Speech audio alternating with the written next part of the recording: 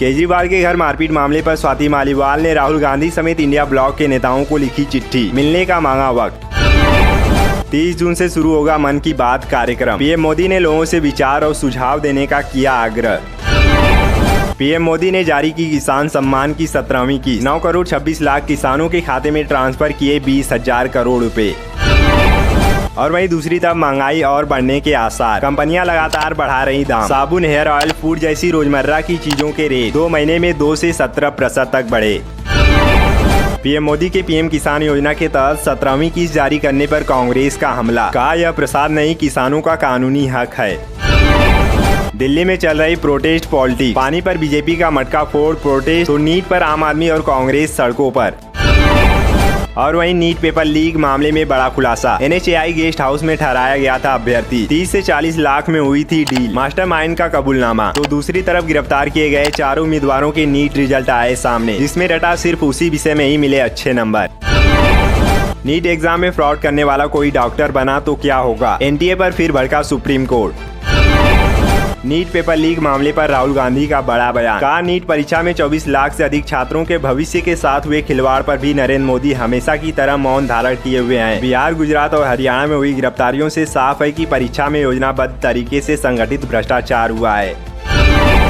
Fitch ने बढ़ाया भारत की GDP ग्रोथ का अनुमान। वित्त वर्ष 2025 के लिए 7% से बढ़ाकर 7.2% किया। ये RBI के अनुमान के बराबर। कर्नाटक में पेट्रोल डीजल की कीमतों में बढ़ोतरी का विरोध। सरकार के फैसले के खिलाफ सड़कों पर उतरे लोग। महाराष्ट्र के मंत्री और वरिष्ठ OBC नेता छगन भुजबल ने की जाति जनगणना की मांग। कहा मराठों को OBC कोटे से नहीं मिल सकता आरक्षण।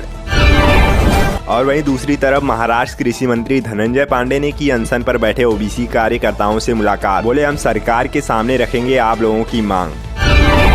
चुनाव नतीजों के बाद सुखू सरकार ने खोला नौकरियों का पिटारा। अब पुलिस कांस्टेबल भर्ती में आयु सीमा में 1 साल की मिलेगी छूट। NCERT की किताबों में बदला। बाबरी मस्जिद का नाम तो भड़के ओवैसी। बोले हमें याद है सुप्रीम कोर्ट ने क्या कहा था।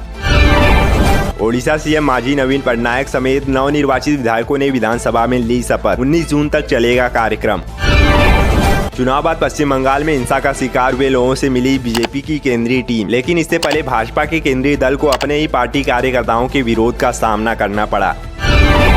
नीट पेपर लीक मामले पर संजय सिंह का हमला। बोले पीएम मोदी नीट स्कैम पर नहीं बोलते, वो सिर्फ मुस्लिम मंगलसूत्र पर ही अपना मुंह खोलते हैं। बलौदाबाजार हिंसा के खिलाफ छत्तीसगढ़ कांग्रेस का सभी जिला मुख्यालयों में विरोध प्रदर्शन। भूपेश बोले घरों में घुसकर मार रही पुलिस। CBI जांच की भी मांग की।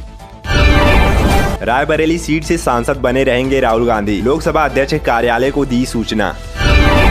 लॉरेंस बिश्नोई के वायरल वीडियो से मचा हड़कंप। पाकिस्तान डॉन को दी थी ईद की बधाई। गुजरात सरकार ने दिया जांच का आदेश। 9 राज्यों में हीटवेव। यूपी, बिहार में गर्मी से 107 मौतें। प्रयागराज देश में सबसे गर्म। तापमान 47.6 डिग्री रहा। ओडिशा में 4 दिन में पहुंचेगा मानसून।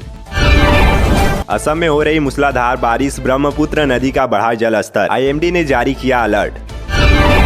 रहने के हिसाब से मुंबई देश में सबसे महंगा। रैंक में 11 पॉइंट ऊपर गया। यहाँ बिजली, ट्रैवलिंग पर खर्च ज्यादा। दुनिया में हांगकांग नंबर 1 पर। पुतिन 24 साल बाद नॉर्थ कोरिया पहुंचे। किम जोंग ने खुद एयरपोर्ट पर किया स्वागत। दोनों देशों के बीच हो सकती है हथियारों की डील। दलाई लामा से मिलने भारत पहुंची अमेरिका की पूर्व स्पीकर नैन्सी पेलोसी। पिछली यात्रा पर चीन ने चेताया था, इनके ताइवान जाने पर दी थी जंग की धमकी। रोहित पवार का दावा, हमारे संपर्क में NCP के 19 विधायक। मानसून सत्र के बाद पाला बदल सकते हैं। दादा शरद पवार तय करेंगे किसे पार्टी में लेना है। हिमाचल की 1 और बंगाल की 2 सीटों पर होने वाले उपचुनाव के लिए कांग्रेस ने उतारा अपना उम्मीदवार। 13 सीट से कांग्रेस ने हिमाचल CM सुखविंदर सिंह सुक्खू की पत्नी कमलेश ठाकुर को दिया टिकट। बंगाल रेल हादसे में सबसे पहले जिन लोगों ने बढ़ाया मदद का हाथ, ममता सरकार देगी उन्हें सरकारी नौकरी। 11 दिनों में मुंजिया की कमाई 61 करोड़ 25 लाख। वर्किंग डे पर किया 5.5 करोड़।